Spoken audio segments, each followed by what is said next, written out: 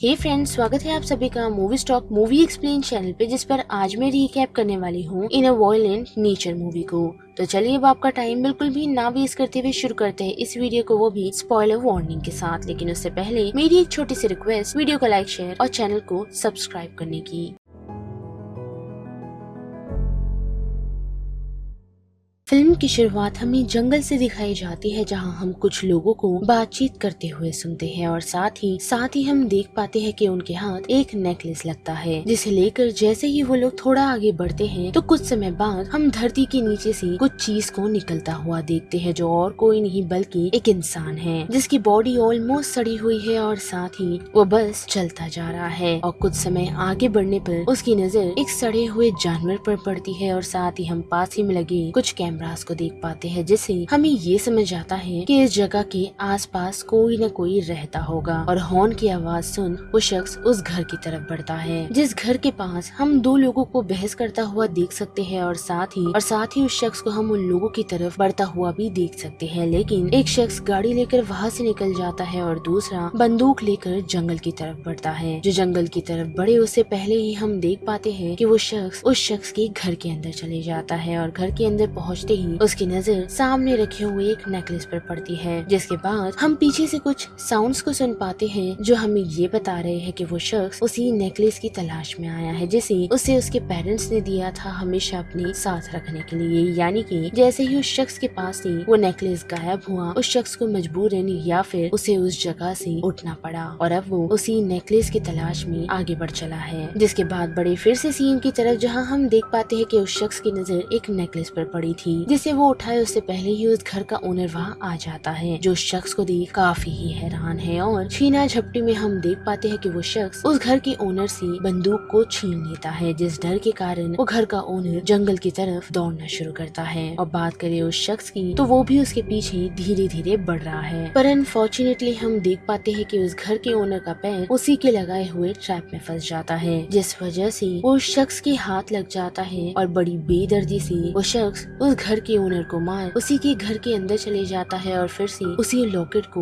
उठा लेता है। लेकिन देखने से उसे पता चलता है कि वो लॉकेट उसका नहीं, जिस वजह से उसकी तलाश फिर से शुरू हो जाती है, जिसे तलाश करते हुए ऑलमोस्ट रात हो चुकी है। लेकिन फिर भी वो किलर चलता ही जा रहा है, जिसकी नजर अचानक एक कार पर पड़ती है, जिसे देखकर वो उन लोगों के पीछे लग जाता है। और जैसे ही कार से निकल सभी लोग जब एक साथ बैठे होते हैं, तो उन लोगों पर अटैक करने की बजाय वो शख्स झाड़ियों में से छुप उन लोगों को देख रहा होता है। साथ ही हमें ये भी पता चलता है कि उन सभी दोस्तों में से ट्रॉय नामक एक शख्स के पास लॉकेट है, जिसके बाद हम उन लोगों में से एरन नाम के एक शख्स को देख पाते हैं, जो उन्हें जॉनी की डेथ के बारे में बताता है और साथ ही ये भी कि वो आज तक जिंदा है, क्योंकि लोकल्स का ये मानना है कि जॉनी भले ही उम्र में बड़ा तो हो गया था, लेकिन दिमाग से वो तभी भी बच्चा ही था। साथ ही टाउन में ज्यादातर लोग उन लोगों को पसंद नहीं करते थे, खास करके उसके डैड को, जो अक्सर अपना गुस्सा आकर जॉनी पर निकाला करते थे। और ऐसे ही एक दिन जब जॉनी अपनी टॉय कार के साथ खेल रहा था, तो उस वजह से एक शख्स को इंजरी हो गई थी और काफी दिनों तक वो काम नहीं कर पाया, जिस वजह से कुछ लोगों ने ये डिसाइड किया कि उन्हें जॉनी को सबक सिखाना चाहिए, जिसके लिए उन लोगों ने जॉनी को बेवकूफ बनाए, ये कहते हुए कि उन लोगों को टॉय से भरा एक बैग मिला है, तो वो उसे लेने के लिए रात के वक्त आ जाए। जो बात सुन मासूम जॉनी उन लोगों के पास पहुँच तो गया, जिन लोगों ने उसे फायर टावर पर चढ़ा दिया, जहाँ एक शख्स फायर फाइटर का मास्क पहन उसे डराने के लिए रेडी था। और जॉनी उसे देख डर भी गया, जिस वजह से वो फायर टावर से नीचे गिर गया और नीचे गिरने के कारण उसकी गर्दन में चोट आई, जिससे उसकी जान चली गई। जो देख वहाँ मौजूद सभी लोग हैरान रह गए। लेकिन फिर उन लोगों ने ये डिसाइड किया कि वो लोग जॉनी को फायर फाइटर का मास्क पहना देंगे और ऐसा दिखाएंगे कि वो फायर टावर पर खेल रहा था, जिस वजह से उसकी मौत हो गई। और उनकी इन सारी बातों पर लोगों ने भरोसा कर लिया, लेकिन जॉनी के फादर ने नहीं, जिस वजह से वो सभी लोगों को अक्यूज करने लगे और लोग ऐसे चढ़े कि उन लोगों ने जॉनी के फादर को मार मार कर उनकी जान ले ली। जिन सारी बातों के बारे में पुलिस वालों तक को पता था, लेकिन उन लोगों ने भी अपना मुंह बंद रखा, जिससे हमें ये समझ आ जाता है कि वो शख्स जो उन लोगों का पीछा कर रहा है और जिसने सुबह उस हाउस ओनर को मारा था, वो और कोई नहीं बल्कि जॉनी ही है। साथ ही वो पहली बार नहीं उठा है, यानी कि वो इससे पहले भी भी उठ चुका है, जिस समय उसने उन सभी लोगों को खत्म कर दिया था जिसने उसे और उसके फादर को परेशान किया था। पर फिर किसी ने उसे सुलाने का डिसीजन लिया, वो भी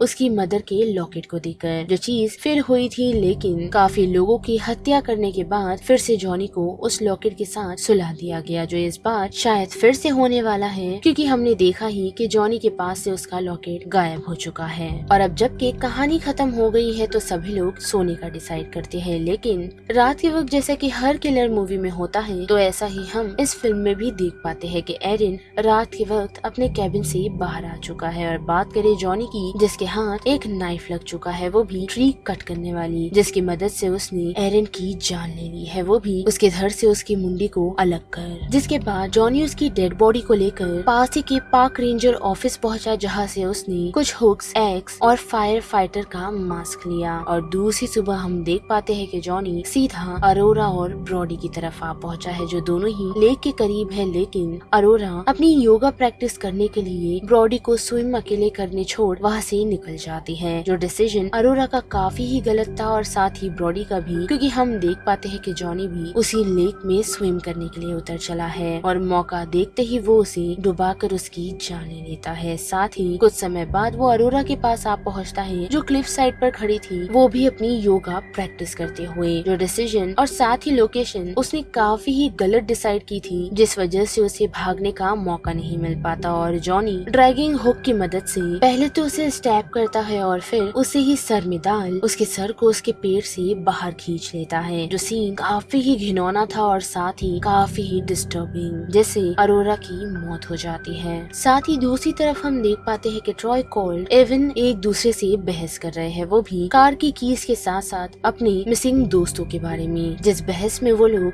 कार की कीज को फेंक देते हैं, जो सीधा जॉनी के पास आ गिरती है और उसमें लगा हुआ था एक कार की चेन, जिस वजह से वो उस टॉय कार से खेलने लगता है। लेकिन जैसे ही कोल्ट और क्रिस एटीवी की मदद से वहाँ से निकलने का डिसाइड करते हैं, तो हम देख पाते हैं कि जॉनी फिर उठ चुका है, जिसने अपनी टॉय कार को डिस्ट्रॉय कर दिया है और वो सीधा ट्रॉय को मारने के लिए आगे बढ़ा है, वो भी कार के हॉर्न को बार बार बजाते हुए, जिससे ट्रॉय उस कार की तरफ पहुंचता है और जॉनी ट्रॉय के पास पहुंच उस पर अटैक करता है, जो लकीली इवन की मदद से बचने में कामयाब होता है, क्योंकि वो जॉनी पर शूट कर देता है। पर अनफॉर्चुनेटली जॉनी को कुछ होता नहीं और उठते ही वो अपनी कुल्हाड़ी की मदद से सबसे पहले इवन को खत्म करता है और उसके बाद ट्रॉय को भी खत्म कर देता है, वो भी एक काफी हैवी पत्थर की मदद से उसके सर को कुचल। जिसके बाद वो अपने लॉकेट को लोगों की जेब में ढूंढने लगता है, लेकिन वहीं हम कोल्ट और क्रिस की आवाज सुन सकते हैं, जिन्हें एरन की डेड बॉडी मिल गई है, वो भी पार्क रेंजर स्टेशन में। बट अनफॉर्चुनेटली उन लोगों पर नजर जॉनी की भी पड़ जाती है, जो ऑलमोस्ट क्रिस को कुल्हाड़ी की मदद से, लेकिन कोल्ट के रहते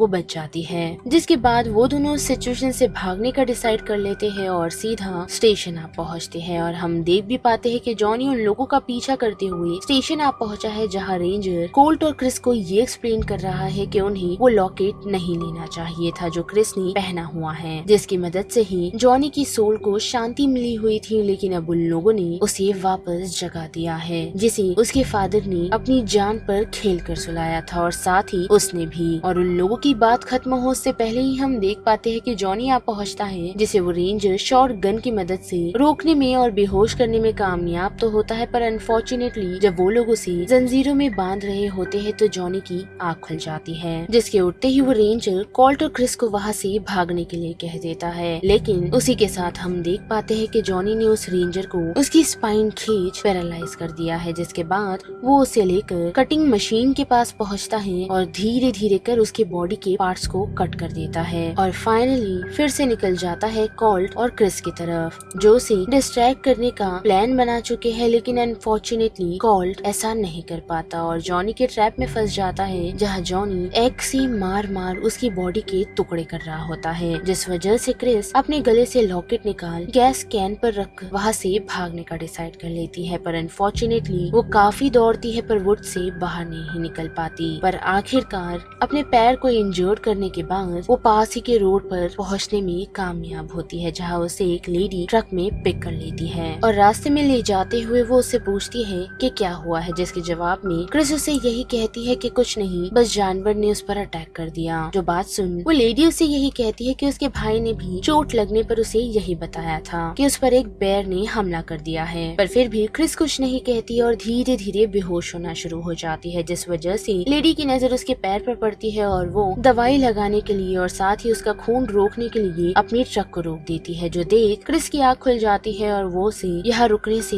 बार बार मना कर रही होती है, लेकिन वो लेडी उसकी बात नहीं सुनती, जिससे क्रिस काफी ही डरी हुई है और उसे ऐसा लग रहा है कि जॉनी कभी भी जंगल से निकल उन लोगों की जान ले सकता है। पर ऐसा होता नहीं, क्योंकि हम देख पाते हैं कि गैस कैन पर से वो लॉकेट गायब है और साथ ही जॉनी भी। और यहाँ पर ये रिकैप खत्म होता है, जिस बारे में आप सभी की क्या राय बनती है उसे लेकर आप मुझे कमेंट सेक्शन में बता सकते हो। साथ ही वीडियो पसंद आया तो वीडियो को लाइक, शेयर और चैनल को सब्सक्राइब करना मत भूलिएगा। बाकी मैं मिलूंगी आपसे फिर किसी मूवीज या सीरीज के रिकैप के साथ। तब तक के लिए आप movie stock movie explain channel के बाकी वीडियोस को एंजॉय कीजिए। Till then bye.